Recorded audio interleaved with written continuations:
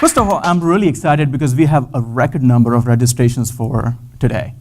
It's really awesome to see this community growing and maturing as we come together and talk about what's the best we can do for our citizens, for our constituents. And as we just keep working together, I'm sure we can keep marching towards a good, brighter digital future.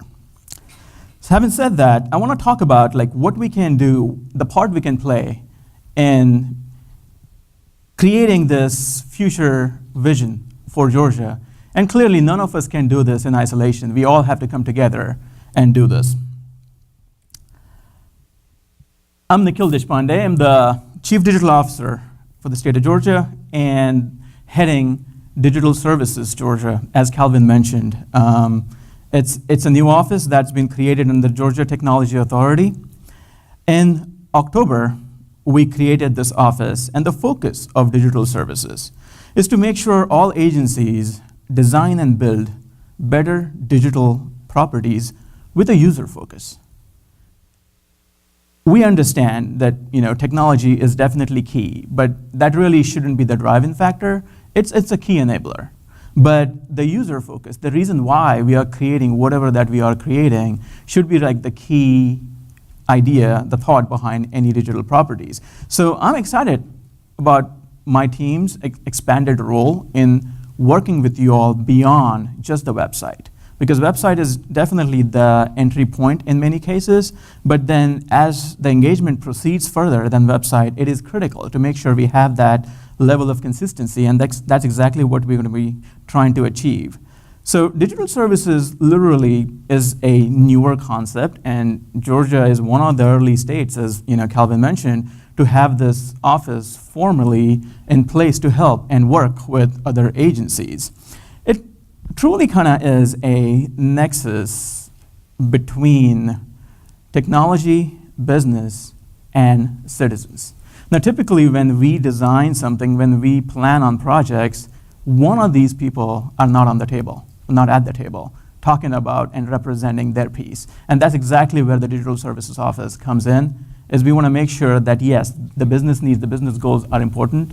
The technology is also a key factor, but also we need to consider citizens, and we need to make sure that our services are citizen-focused.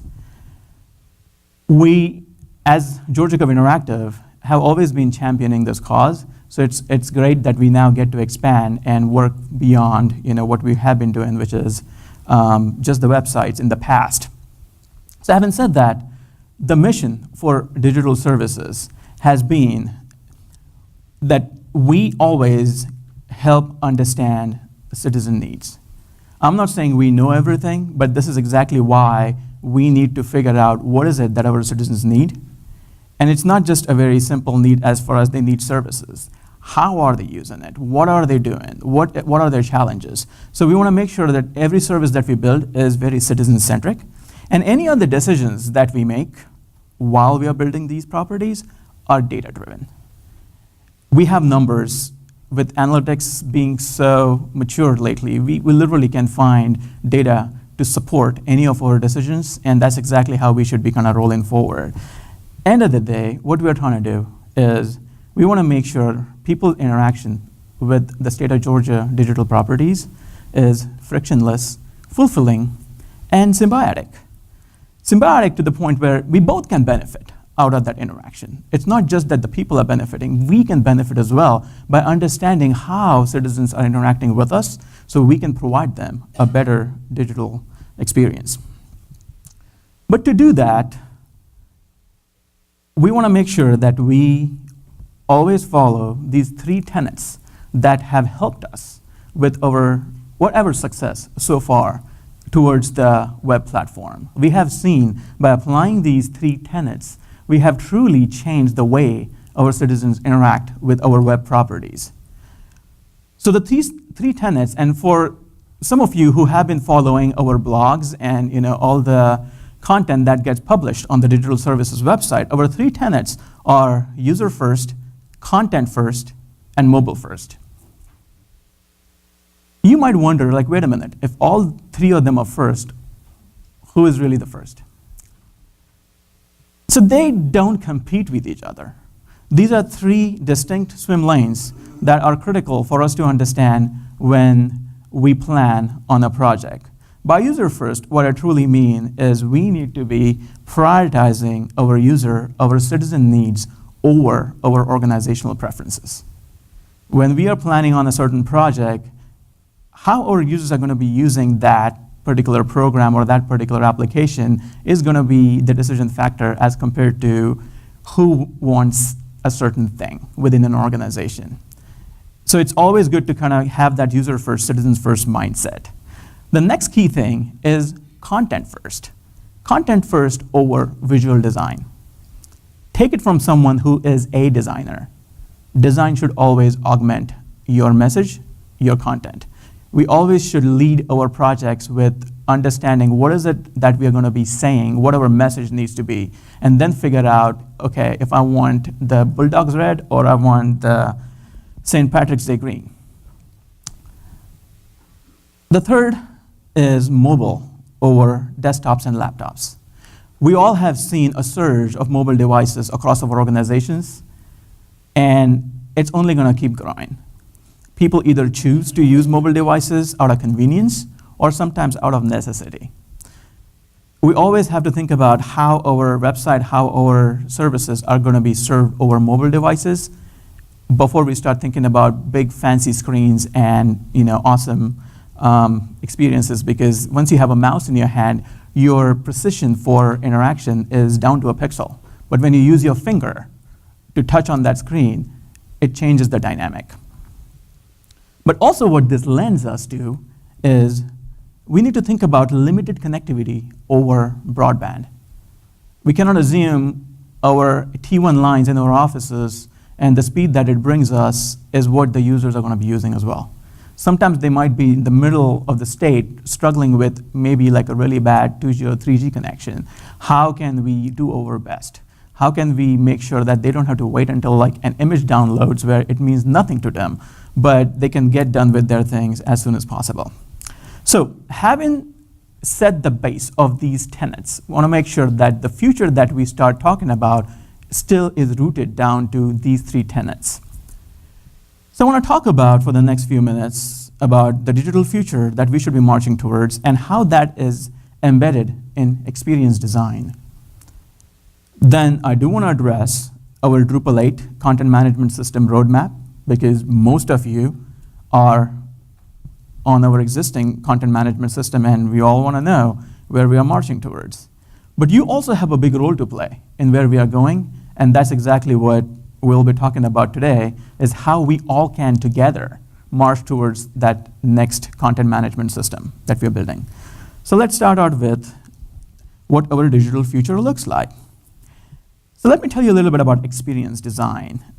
Experience design is the practice of designing websites or services, regardless of what is it that we are putting our message in, with the focus placed on the quality of how it conveys to our citizen. It is that experience that is the key. It is not so much about the technology or anything about the visual of that particular piece of the app or website that we are building. So before we started on this journey of redesigning, re-architecting, engineering our next content management system, we took a pause and decided to eat our own dog food, which is, if we are building something for someone, we need to account for that person's voice to be heard in what we are building for. So we went through two pre-discoveries. One is to make sure our citizens get their voice heard in how they use our state services and websites, and also some of you who participated in these focus groups and interviews to share your experience with the existing content management system. So thank you all for those who are already here. And for those who have not been contacted yet, I'm going to share about how we can also get you all included in some of the future conversations. But having said that, I'm going to share some of the very high-level findings. The next two talks are going to do a deeper dive in what the other findings were. But our first finding was that citizens only care about their intent for engagement. By that, what I mean is they don't really care much about who is serving what as far as an organization is concerned, as far as an agency is concerned. They are very laser focused on what their need is and what the information or the service they're seeking, where they can get it. So, having said that, I just want to, take you down for like what does that mean and how we serve them that builds this overall citizen experience. So, imagine that this is a citizen who interacts with any of our agency websites or applications. Now, this could be a current or a future or a past resident of the state, or maybe a business owner wanting to either, start a new business or maybe renew their license. So there is always a reason that they choose to interact with us. Let's call that reason intent, because it's many times a singular intent for what they're trying to achieve. They either get satisfied by seeking informational services like websites, phone numbers, or possibly chats, or they are looking for transactional services like most of the applications that we have out there to maybe apply for a license or renew their license. But the interaction that happens across channels. A channel is a medium of interaction between a citizen and any of our organization, which is basically, it means that regardless of how our organization is structured to answer those questions, users are always going to find the channels that they are comfortable with. To shine a little more light on what channels are, we all have been probably very well acquainted with the 3 common channels, which is walking into a state office or any location and conducting business, filling out forms, or picking up the phone and talking to someone and get their questions answered, or maybe, fax. I don't know if that still happens a lot, but it sure did a few years ago. But all of that changed. I mean, literally, it's a different world when all of these things went online, right? I mean, we all have witnessed that change. And everything just like either became easy or became really hard. Because suddenly that one-to-one conversation, one-to-one experience got moved to a screen. And it's a very impersonal way of conducting business, but at the same time, it gives a lot of ease. It gives a lot of convenience to someone who is just looking to interact. But while we were trying to just gauge, like, how can we best serve this experience, all of that experience shrunk and started fitting in our palms, right? In form of these mobile devices. So now we are chasing to kind of figure out how we can tailor the best experience using both of these channels. While we were doing this, the conversation moved to social channels, where no longer we can just kind of assume that people are coming to our website to get their answers. They started asking questions on social channels. And we realized that if we are not there to answer the question, someone else might answer that question and they might not have the right answer. So it's better for us to have the right answer at that right location. So we changed our mindset to go meet our users where they were, rather than just build a site and wait until they showed up. And it's changing again. Now we are looking at digital assistants. We are looking at the Amazon Alexas and chatbots, where now we don't even need like a real person to be on the other end of answers delivering for the questions. So these are, at this point, I would say the key channels that users are choosing to interact with our organizations. But these channels are also based on a lot of the user's comfort level, right? Like my dad would always prefer to go and talk to someone or pick up the phone and talk to someone. But I'm totally comfortable doing all these services online, or maybe through email or through a transaction or even chat. But I see my kids are so reliant on these digital assistants. They just use Alexa to find all the needed information around the world. So I can see this trend already changing, and I'm sure you all can see that too. The challenge is not the trend that is changing. The challenge is like, how do we meet that? We don't want to be chasing that changing trend. We want to be ready to meet that trend when it kind of comes and seeks the new channels. So we gotta be there. Also, we always have to keep in mind that regardless of these channels, not everyone chooses to use these. There are some people, regardless of their choice, but also regardless of their location or maybe financial disposition, might just have access to a physical location. They might not afford a phone or a data plan, and I know it is unthinkable for us, but it exists. In her later talks is going to be shining a light on exactly like what that looks like within Georgia. So we have to think about not just focusing on this one channel, but an overall experience for these channels. The second finding is that government needs to prioritize user experience.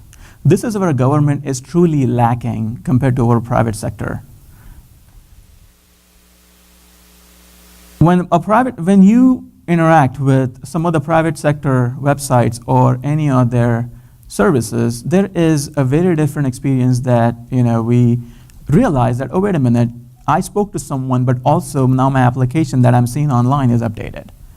All of those channels are interconnected, and it took us, I say us, not just Georgia, but in general government, to catch up. Like this was already happening in like 2005, 2006 in private sector. And it's just about now that a lot of the government sites are actually implementing that omni-channel experience. In 2016, around the same time, GovTech published the top priorities for all the state CIOs. They also kind of did a comparative side-by-side for the National Association for State CIOs priority list versus the Center for Digital Government CIO priority list. And as you can see, most of these are quite consistent. They quite align with each other. And we can see all of these priorities are really important issues. What these issues are basically informing that we want to create a better infrastructure for our citizens. Each of these things up here lend to this layer of infrastructure, which is like, I want to say, the outermost layer of our citizen interaction with a state organization.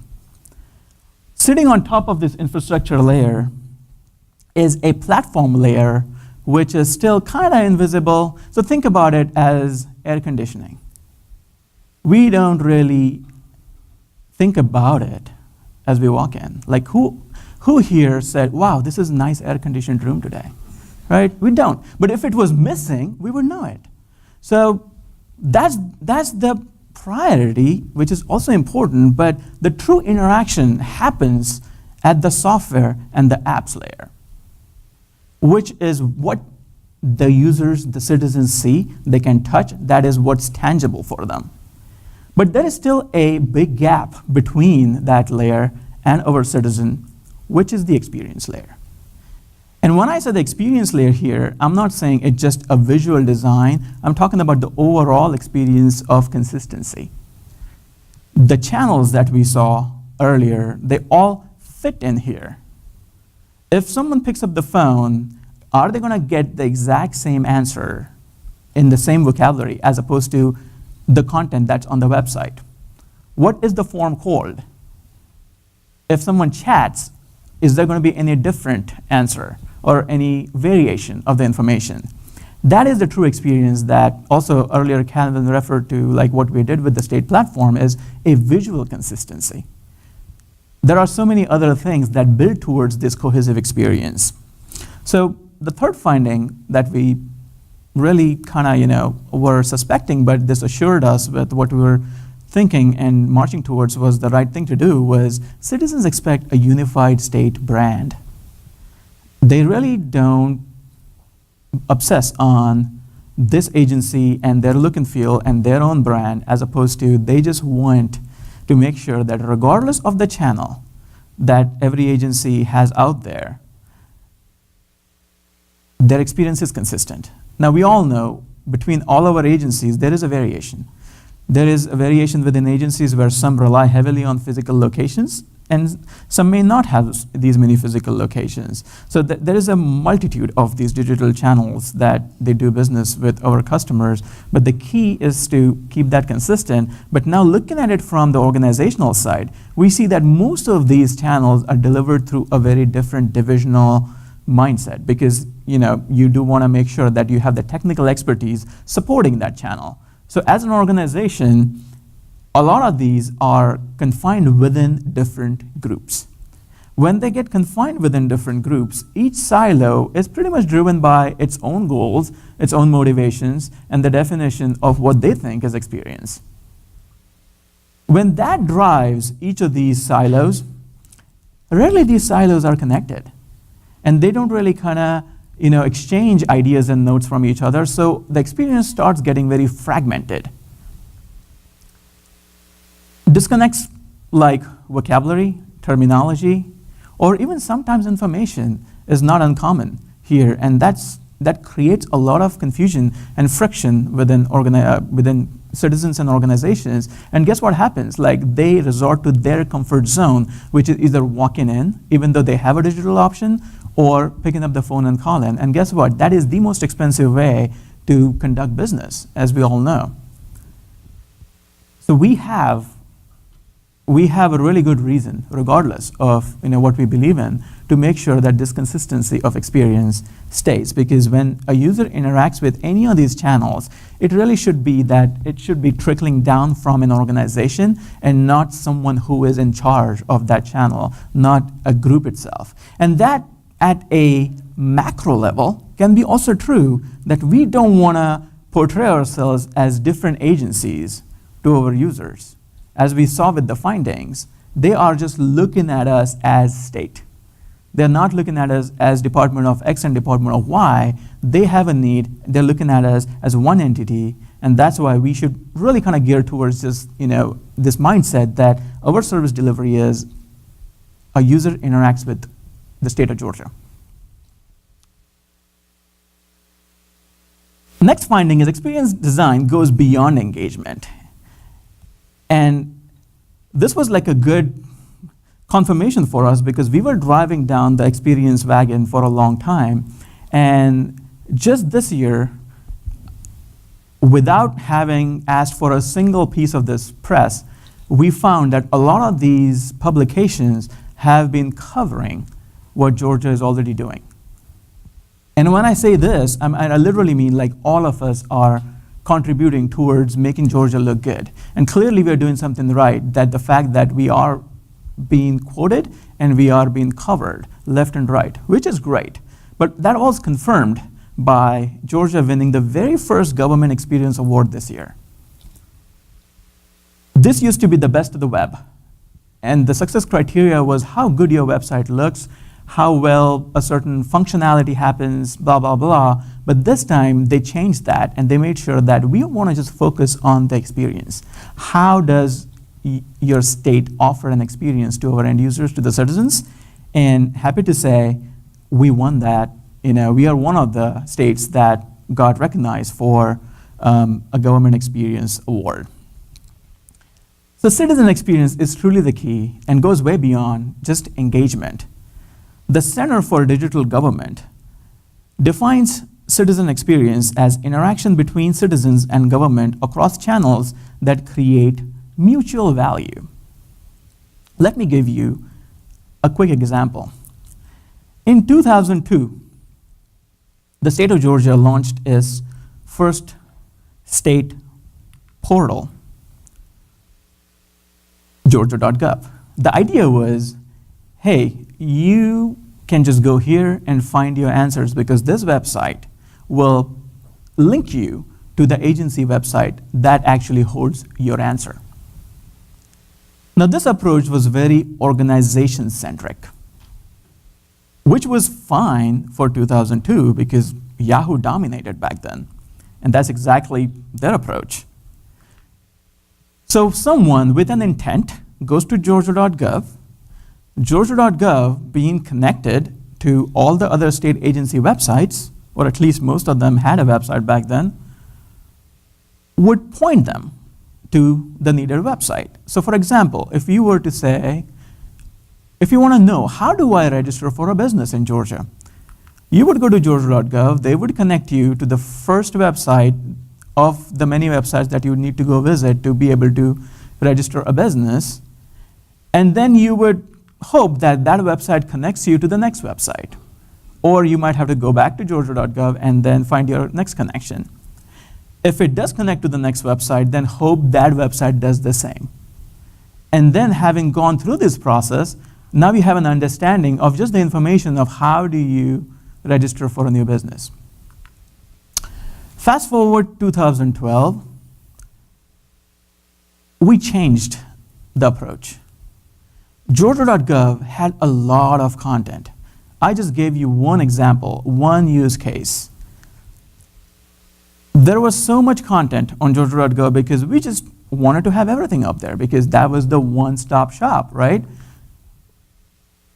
We changed the way we delivered that information. And this is not just a visual change. We followed something called as the Pareto principle. If you also heard as the 80-20 rule. So originally the Pareto principle referred to the observation that 80% of Italy's wealth back in the day when it was created belonged to 20% of the population. So more generally, right, the Pareto principle is an observation. It's not really a rule that most things in life are not distributed evenly. It can mean that 20% of input creates 80% of results.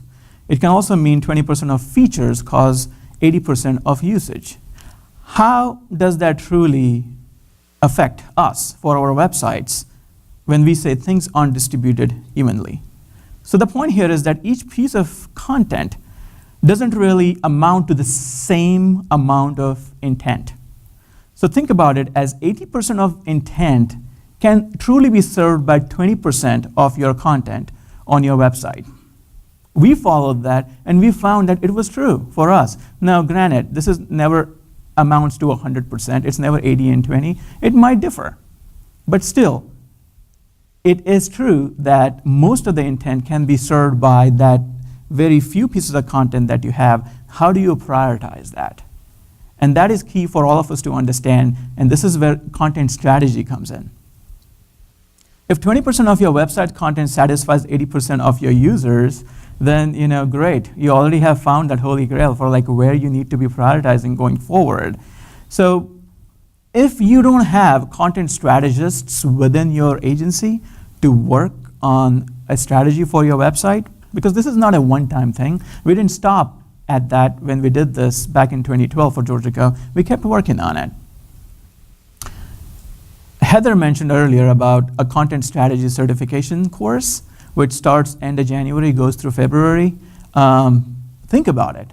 Some of you, I can already see that have gone through it here.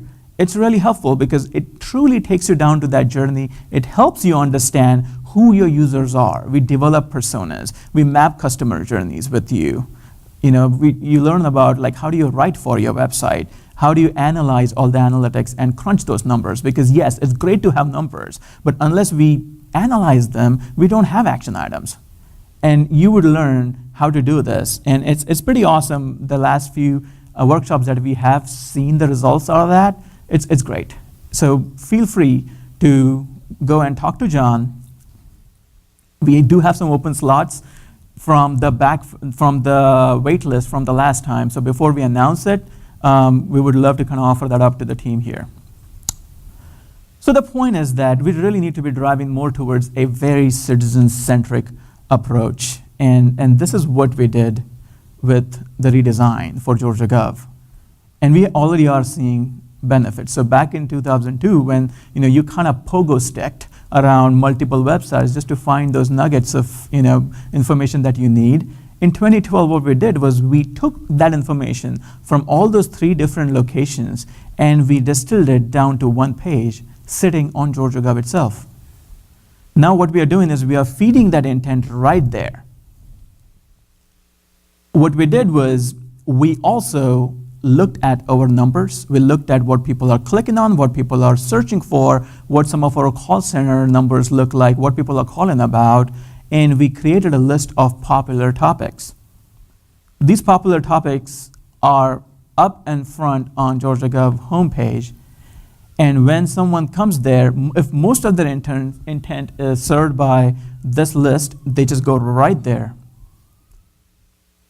When you drill down, you can actually get to this page of popular topics where I can see back in the day, GeorgiaGov used to link you off to these 3 websites. Now this page is basically a combination of information from those 3 different websites. In 2012, we also learned that not all of our traffic comes from the homepage of georgia.gov. People also search, right? Like, what, really? Yeah. So in 2012, we learned that Google is literally everybody's homepage. And people, through Google or Bing or whatever search engine they're comfortable with, would look for their intent by putting in keywords. And based on how well your content is structured and how well it affords its search engine presence, the search engine points it directly either to the homepage or maybe from the search engine to the popular topics page. Fast forward 2017, we still have a barrier. This is great. Now the information is all aggregated, but they are still sent to 3 different locations to conduct that transaction. Instead of having them worry about that, hey, I need to go to the Secretary of State's website, the Department of Revenue's website, the Chamber of Commerce website, can they just say, I have 3 steps now to carry forward this intent and to go through these 3 steps and boom, I'm done. So I guess if it took us this while to kind of understand how we can cater our information, going forward, there's a good chance we can also serve this at the same level. They don't have to go through 3 different sites. We can offer them that experience at the same location. Crazy, right? That's a crazy idea. It's really not, because we all are used to that idea. Like, I really want to see a hand if anyone has not shopped on Amazon here.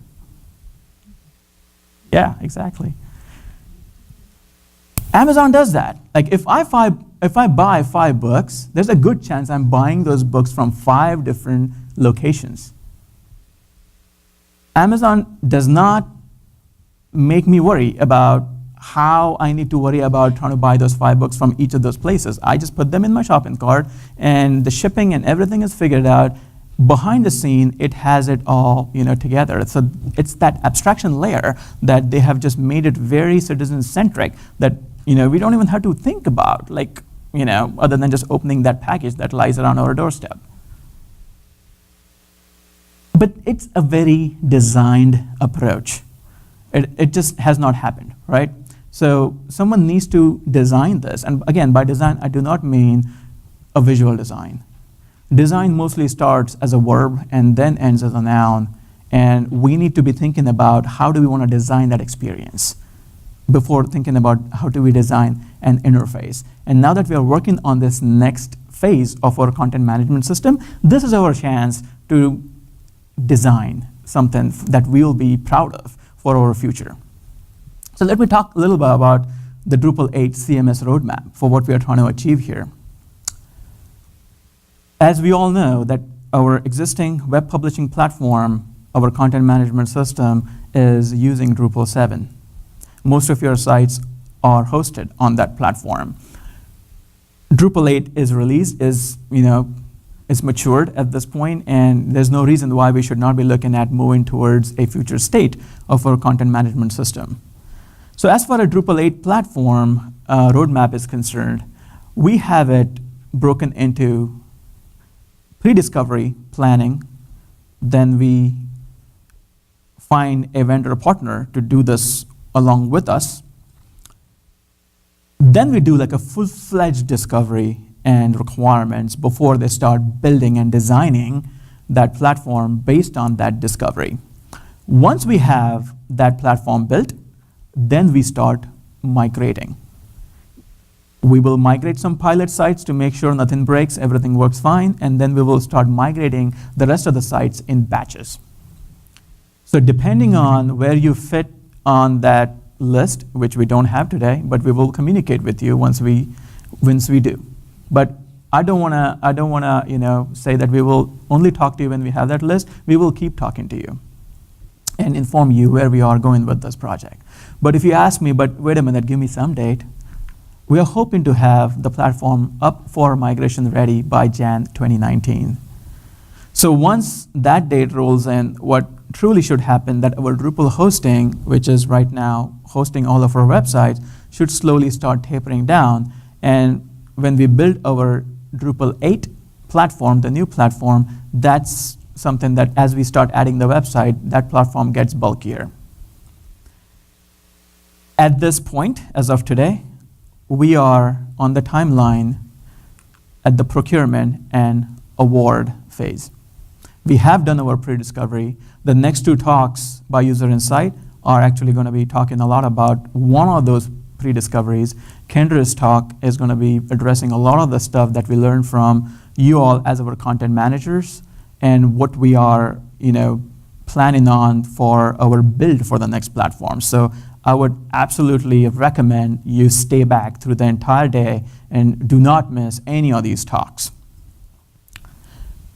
So procurement award, at this point, we are addressing it a little different, more aligned with what GTA is doing with like the rest of service delivery.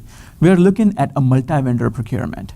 What we have done is we have identified swim lanes that gives us the flexibility to add vendors according to their expertise. So we don't rely on a singular vendor and then just pretty much piggyback partnering on that one contract.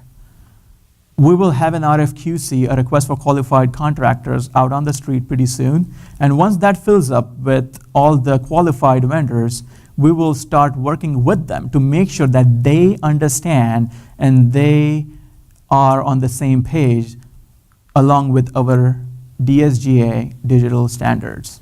If any of you are not acquainted with our digital standards, I recommend you go to digitalservices.georgia.gov. There is a link that should take you to the web standards. Part of this project is to upgrade those standards to a more of a digital landscape than just web. So that's why we're calling it the DSGa digital standards. But these standards are really good best practices and policies that we want agencies to be complying to, regardless of if you're on the platform or not. Even if you have a website or an application, these are something that you would need to follow. And for that, we don't want to do this in isolation. So we're forming a center of excellence team, or actually multiple teams, where the DSGa team, along with our agency partners and industry experts, will rely on research, best practices, and lessons learned to come up with either standards or policies and guidelines. Once we have this effort going, this is going to be an ongoing effort. So if you are knowledgeable in any certain field that you see being applied to any of our existing standards, let me know, because I am looking for multiple agency partners to be part of this team. Like I said, we don't want to do this in isolation. We all should come together and agree on these standards that all of us should be following going forward. We already have done this about 6 years ago with its first implementation. We want to continue that effort. So again, if you feel strongly that you can contribute towards it, do let me know. So when we look at our D8 roadmap, we do want to have our COE, Center of Excellence, digital standards on this timeline where we start this effort, and when we start moving these websites to the new platform, we should have kicked in the Center of Excellence model. So the last part of this presentation is, where do you all fit in, right? This is something that we all are working together. So I have a few requests for all of the agency partners here. The first request is, we would love some beta testers for the new CMS. You all already know what the CMS today looks like, but as we start building it, it's a very agile approach. We want to test it before we bake things, and we want your feedback. So it would be great if, again, let any of the GOVTalks t-shirts know that you are interested in being our beta tester. Next request, which I just talked about, is the center of excellence. This is a really great way to get your voice heard. I know a lot of agencies, have very specific demands and very specific needs to serve citizens, and it will be a great way to understand what are those different scales of creating these standards for what we should be rolling out to all agencies. So Center of Excellence is something you really should be contributing towards, because it's, end of the day, going to be our state standard going forward. Third, but last but not the least request, please apply the 80-20 rule to your website content. It truly worked wonders for us, for GOVT, and I'm pretty sure it will help you all as well. In Kendra's talk, she will be touching upon a lot of the actual tangible things that you could be doing to make sure your content is ready for migration. One thing I do want to say is we are not moving anyone as is. We all know our websites do have some content pieces that have cobwebs around it. And if that content's not really worth keeping there, we don't want to take it to the new platform. So we can just leave it behind. Think about it from like every piece of content to be moved has a price tag associated with it. And I'm not saying that price tag's going to be something like in form of a bill to you, but there will be effort involved in moving content. So if you don't need something, let's make an informed decision for what you can leave behind. So some of the takeaways I can say from this talk and pretty much through the day you will hear will be that citizens really only care for their intent. They are not inclined to even understanding how the state is structured or organizations are structured, what are the divisions or what are the different agencies. They know that they need their phishing license renewed, and they will just go to Google and find how I can do that. If we are not serving our content really well, someone else might be doing that, and they might just go either get kind of fleeced by someone who is a poser, or they just might get the wrong information. The next takeaway is we need to be focusing on experience design, and we saw a few examples like why we should be doing that, but truly experience design is the future for our digital presence, and it's just not like our digital presence. Experience design is being talked about as the future for any of the digital strategies for organizations. And end of the day, we need to be all working towards a unifying brand. So maybe through the Center of Excellence, the policies, or the standards, what that's going to help us is it's going to help us get us together to create this cohesive brand, because regardless of all the divisions, all the agencies that we are, for a citizen, we are a unified brand. We are GOVT. So we are happy to help you get there. We are excited to help you get there. And we are excited to work with you and also learn from you about your challenges. But at the end of the day, let's march towards the whole, one unified brand. Thank you.